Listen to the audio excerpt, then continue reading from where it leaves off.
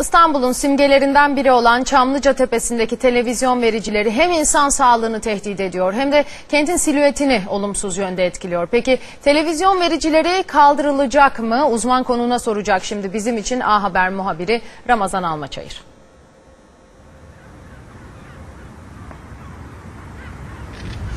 Hilal Özdemir, Yeditepe İstanbul'un nadide seyir teraslarından birisi Çamlıca Tepesi bilindiği üzere. Buradaki vericilerin kaldırılacağının müjdesini Üsküdar Belediye Başkanı Hilmi Türkmen vermişti. Şu anda gelinen son noktayı kendisiyle değerlendireceğiz.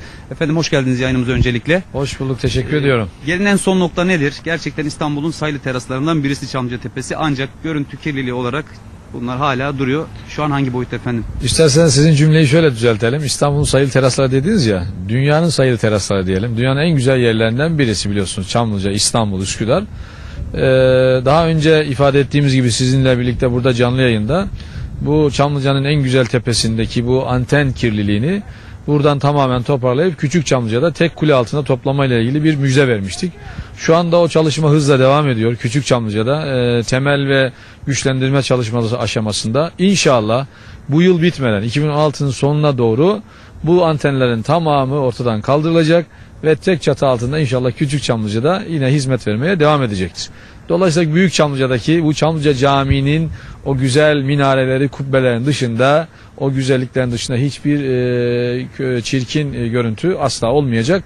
Artık bu kuleler son günlerini yaşıyor burada diyelim. İnşallah toparlamış olacağız. Efendim çok tartışılan bir konuda çevre görüntü kirliliğinin yanı sıra sağlığa zararlı olup olmadığı, çevreye yaydığı radyasyonla ilgili. Bununla ilgili gelinen nokta, çalışmalar, size gelen bilgiler ne yönde? Tabii bu konu tartışmalı. Yani bununla ilgili sağlığa zararlı olduğunu söyleyenler var. Sağlığa zararlının işte normal evlerimizde kullandığımız saç kurutma makinesi, kullandığımız cep telefonlarının dışında fazla bir yan tesiri olmadığını söyleyenler de var. Bu tabii bilim adamlarının, sağlıkçıların işi. Bu konuda bizim söz söylememiz çok doğru olmaz. Ama her halükarda çok da faydalı olduğu söylenemez sağlık açısından. Artı görüntü kirliliği açısından da çok kötü bir görüntü. Yani bunu gerçekten her gören bize soruyor. Bu görüntü kirliliği ile ilgili nasıl bir çözüm düşünüyorsunuz diye. Ama hamdolsun geldiğimiz nokta, bu güzelim Çamlıca'daki bu görüntü inşallah bu yıl sonuna kadar toparlamış olacağız. Ve pırıl pırıl bir Çamlıca Tepesi inşallah İstanbulluların hizmetinde olacaktır. Şu da dikkati çekiyor efendim. Kapladığı alan itibariyle de oldukça geniş bir arazide. Çok. Bunlar kaldırıldıktan sonra sanırım yeşillendirme alanı olacak. Bunun kaldırıldığı andan itibaren burada güzel bir rekreasyon çalışması var.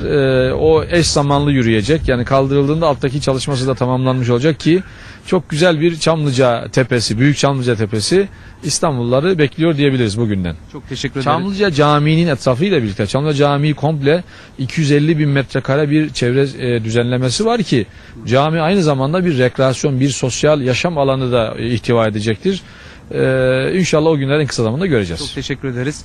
Evet, Hilal Özdemir Başkan'ın da söylediği gibi 2016 yılı itibariyle Çamlıca Tepesi'ndeki vericiler kaldırılmaya başlandı ve Çamlıca Tepesi eski günlerine dönecek diyelim. Sözü tekrar merkeze bırakalım.